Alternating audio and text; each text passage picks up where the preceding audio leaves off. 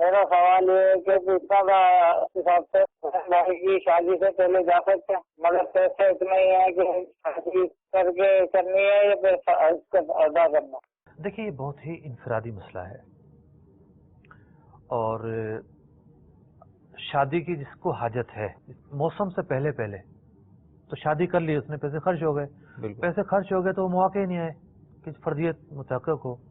لیکن جب ایسا موسم آ رہا ہے تو پھر یہ ہے کہ اس کی اپنی کیفیت کیا ہے اور پیسے کتنے ہیں اور جو شادی کا ضروری ترین خرچہ ہے وہ کتنے میں ادا ہوگا اور باقی کیا بچیں گے، اب اس میں تفصیل ہے. ٹھیک ہے. اچھا، اب یہ بھی یہاں پر یہ بھی ہوتا ہے کہ والدین ہوتے ہیں، ابھی تو بچیاں جوان ہوئی ہیں، پہلے ان کی شادی کر لیں، اس کے بعد ہم حج پہ جائیں، پہلے فریضہ ادا کر لیں. جی، بچیوں کی جو فکر ہے وہ والدین کو بوڑھا کر دیتی ہے. بالکل.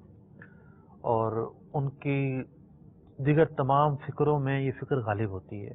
بالکل. اور جس طرح کے حالات ہیں آج کل، مطلب جب سنتے ہیں اور پتہ چلتا ہے کہ اتنی بڑی بڑی عمر کی عورتیں بیٹھی ہوئی ہیں، رشتے نہیں ہوئے، تو ایک قلبی طور پر افسوس ہوتا ہے. معاشرہ اس طرح کا ہو گیا ہے، ڈیمانڈز اتنی بڑھ گئی ہیں تو رشتے مشکل ہو گئے ہیں. یہ ایک انسانی دکھ ہے، اس میں کوئی شبہ نہیں ہے.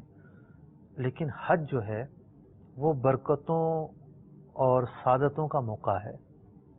مطلب آپ نے شاید ہی کوئی باپ یا ماں ایسی دیکھی ہو جو یہ نہ کہتی ہو کہ بچیاں بیٹھی دعا کیجیے گا. شاید ہی کوئی ماں ہو. تو اس ماں کو اور اس باپ کو وہاں جا کر دعا کرنے کا موقع مل رہا ہے. سبحان اللہ. بسا اوقات ہم کیا سوچ رہے ہوتے ہیں اور تقدیر میں کیا لکھا ہوتا ہے. بے شک.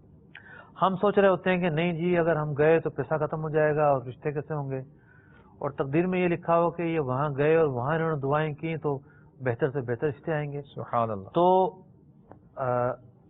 نیک نیتی اختیار کی جائے. جب فرض ہے حج تو حج ادا کیا جائے. اللہ تبارک و تعالیٰ یقینی طور پر انہیں وہاں سے خالی نہیں لوٹائے گا. انشاءاللہ یہ جھولیاں بھر کر آئیں.